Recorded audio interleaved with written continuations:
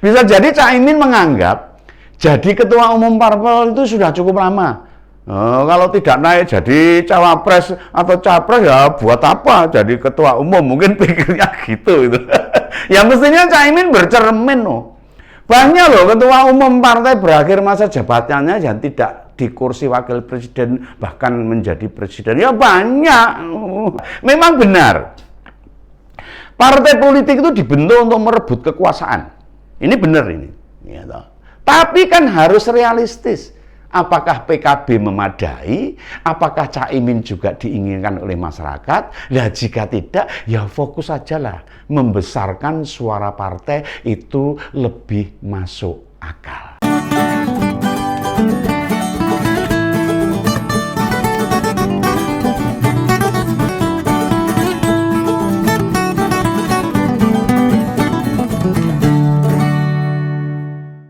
Halo, ketemu lagi dengan Om Begawan. Salam sejahtera. Sehat-sehat semua. Tetap di Ngompol. Ngopini politik, berpendapat secara aktif.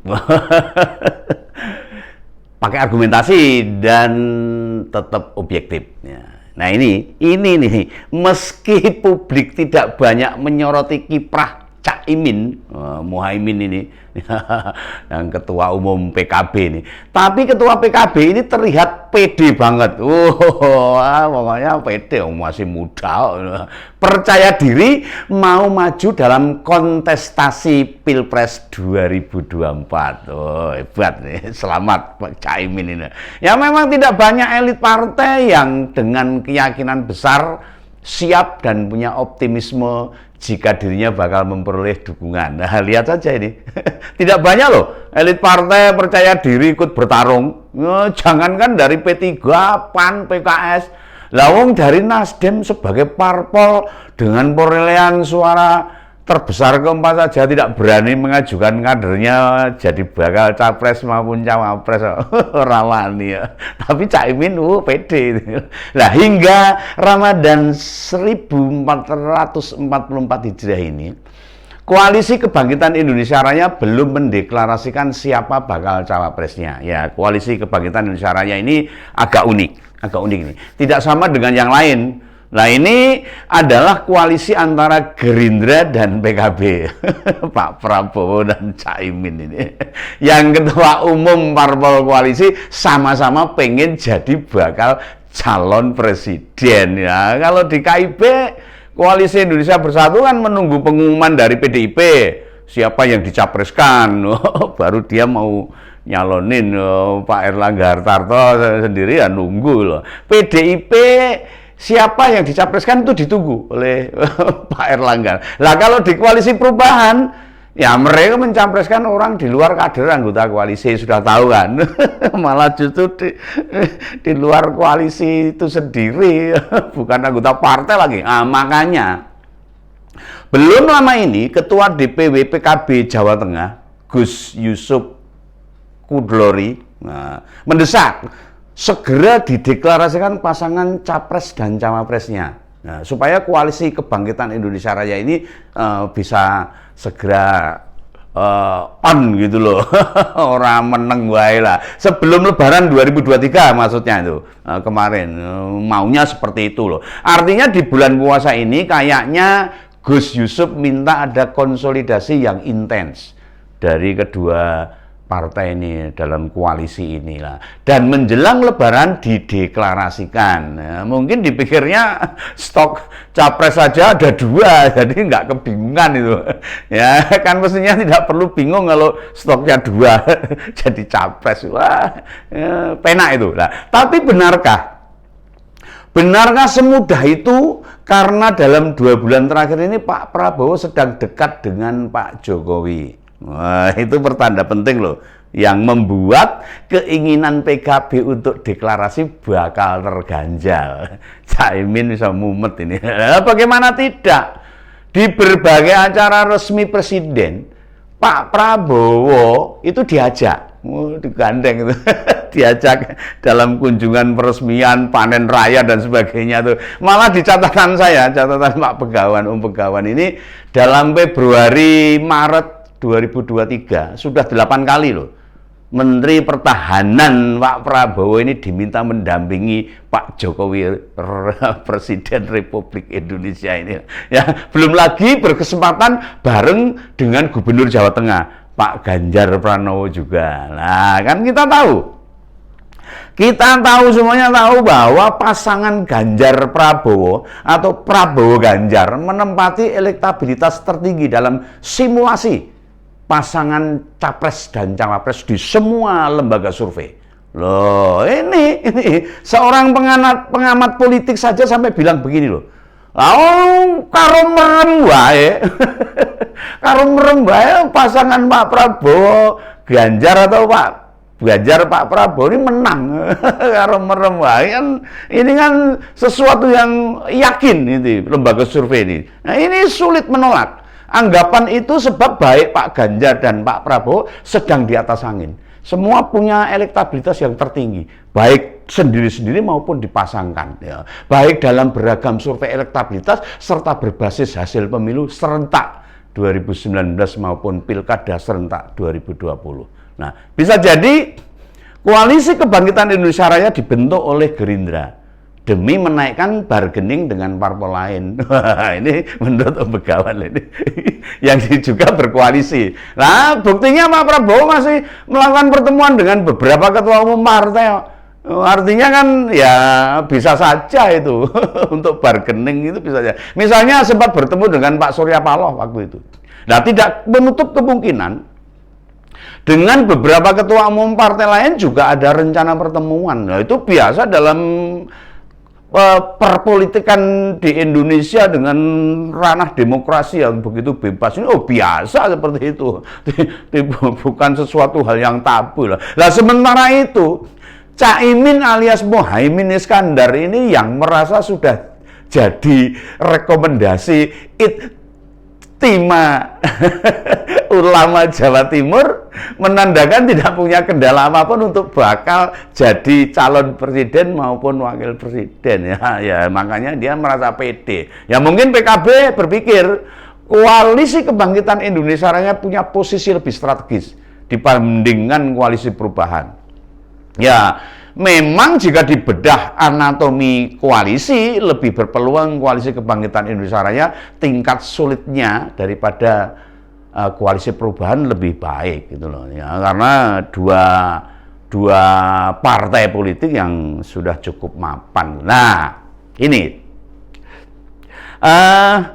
pertama, karena bakal capres maupun cawapres merupakan orang dalam, maksudnya dari Gerindra dan PKB. Nah, dan yang kedua, konsolidasi keduanya sudah maju.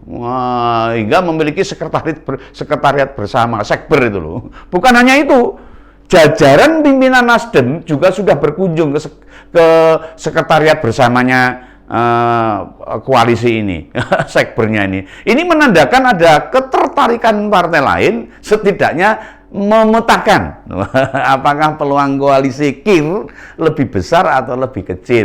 Ini biasa. Docekson itu biasa. Dukungan Kiai di Jawa Timur juga tidak sembarangan. Dalam bahasa Gus Yusuf itu begini nih. Caimin kudu budal dengan siapapun. Maksudnya kudu mangkat. Karo sopo wae kudu mangkat. Kalau Pak Prabowo ya ayo, ya dengan Pak Prabowo mari berangkat. Ya, pokoknya Caimin harus budal, kata Gus Ali itu. Budal itu maksudnya berangkat untuk mencalonkan diri sebagai capres atau cawapres lah. Nah, soal kekuatan di Jawa Timur, kita percaya kok, memang kantong NU, tapi apakah otomatis orang-orang NU mendukung capres yang dicalonkan oleh PKB? Ya, belum tentu. Belum tentu ini. Ingat loh, bukan hanya 2024 saja loh, Caimin tuh menginginkan kursi itu. Kursi capres maupun cawapres. Ya, sejak 2014 dan 2019, Caimin tuh selalu pasang baliho tuh. Besar-besar di beberapa kota untuk mengetes, untuk cek sound.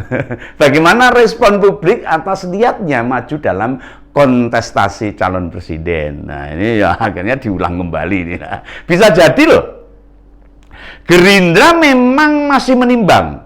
Bukan hanya karena Caimin hanya terlihat kuat di Jawa Timur, tetapi dilihat dari survei elektabilitas bakal capres maupun cawapres yang diadakan berbagai lembaga survei itu, nama Caimin jarang muncul, malah orang nek jenenge gitu loh. Lah hal ini juga dialami oleh Ketua Umum Golkar Pak Airlangga Hartarto juga gitu, nggak ada namanya di dalam lembaga survei itu. Ya juga sama itu, Golkar sama sekali tidak ngotot memaksa koalisi Indonesia Bersatu mencalonkan Pak Airlangga. Lah ini bedanya. Bedanya di itu. Nah ini menurut Om Begawan. Nah PAN dan P3 sepertinya lebih nyaman dengan nama Ganjar Pranowo, Gubernur Jawa Tengah, yang rambutnya putih, kerut-kerutnya di dahi itu. Walaupun beberapa pihak menyorot itu tidak etis sebenarnya. Ya, tapi kalau mau fair, mau terbuka, dukungan PAN dan P3 pada Gubernur Jawa Tengah ini membuat PDIP makin percaya kadernya memperoleh banyak kepercayaan dari partai-partai lain.